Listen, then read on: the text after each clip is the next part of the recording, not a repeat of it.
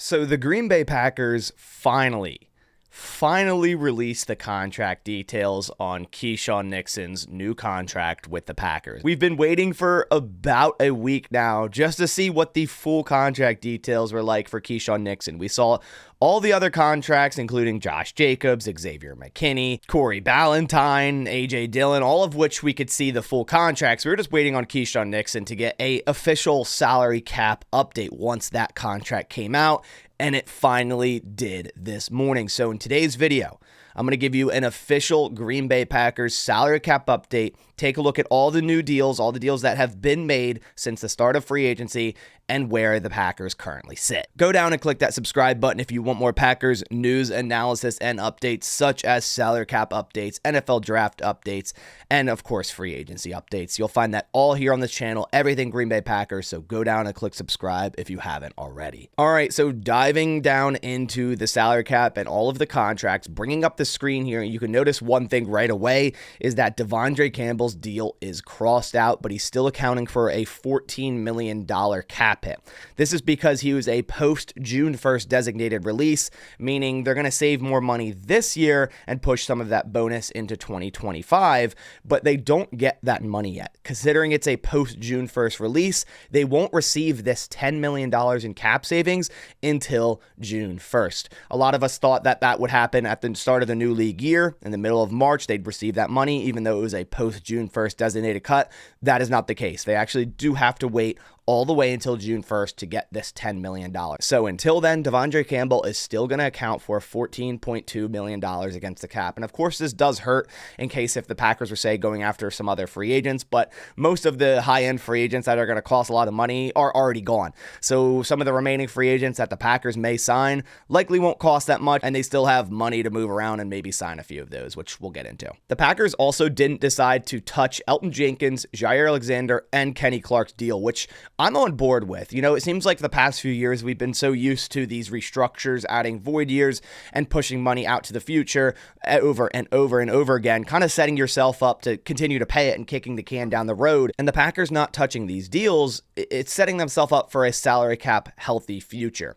Kenny Clark, yes, his cap hit is $27 million. Defensive tackles are getting paid left and right, no problem now. So it's going to be interesting to see what they do with him, considering he is on the last year of his deal. Jaire at $23 million isn't terrible. He's one of the top cornerbacks in the NFL when healthy. And Elgton Jenkins at $14.4 million. I think that's about fair as well. So I'm kind of glad they didn't touch these contracts. Now, they still could push some money out, but there was a deadline for these players to earn some of that bonus, and that has passed. So if the Packers were going to do max restructures, it would have happened by now, and it didn't. So the primary one we're focusing on today, because it's the only contract we have yet to really see, which we'll go over all of them, but the first one being Keisean Nixon here. We see base salary of $1.1 million, and then of course the bonuses across the board. His cap hit for 2024 is set to be $3.991 million, so just under $4 million cap hit in 2024. Of course, Nixon signed that 3-year, $18 million contract last week, and a lot of us were thinking that was a lot of money, but now it's nice to see the legwork of the contract and how that it looks over the next 3 years. So bringing up his contract, you see that $3.9 million this year in cap hit. Now that does jump up a decent bit next year, up to the $6.8 million cap hit in 2025. Then in 2026, it jumps up a tiny bit more, up to $7.1 million. But theoretically, the Packers could get out of this deal next year, saving $2.5 million and $4.3 in dead money. It's not the best, but if the Packers, see another year and Nixon, doesn't do much on defense, or he gets played out by a rookie, and the rookie's now our starting nickel corner, the Packers theoretically could move on. But this is more of a 2-year deal with a very easy out in year 3. Year 3, where he has the highest cap hit of $7.1 million, they could cut him and save 5 of that and incur 2.1 dead. Before we move on to the next contract and then go over the Packers' current salary cap number, I wanted to let you guys know that today's video is being powered by Sleeper, and right now on Sleeper, you can get a first-time deposit match up to $500 with the link down in the description, or using the QR code on the screen and using code BASS, B-A-S. On Sleeper, choose 2 to 8 of your favorite players from pregame, live, or even across different sports. Pick more or less than the predicted stats. And on Sleeper, you can get up to 100x payouts. And not only can you get a first-time deposit match up to $500 using code BASS, new users also get a free square. Right now, tonight, Cade Cunningham, more or less than 0.5 points. You can add that to your block. That's a free square there. So a new user gets this as well. And also to remind you guys, I'm still giving away this signed Packers Christian Watson home jersey here. Thank you to Sleeper. Go down, sign up on Sleeper, make a first-time deposit with code BASS, and that'll enter you in this signed Christian Watson Packers jersey. Again, thank you to Sleeper for sponsoring today's video. All right, so now let's quickly go over the other contracts in terms of the players added or re-signed from last week, and we'll go over this very quickly. Xavier McKinney, we went over this deal in a video previously. His cap hit for 2024 is $7.8 million. Josh Jacobs, $5.3 million cap hit in 2024, a very low cap hit. We already saw Nixon's at that $3.9 million. Then we have Corey Ballantyne, who was re-signed to a pretty lucrative deal considering, he's a depth corner, special teamer. His cap hit will be $2 million in 2024. Then we have AJ Dillon on that very unique deal he got where pretty much it's near vet minimum and he's only charged $1.2 million against the cap in 2024. A very manageable deal.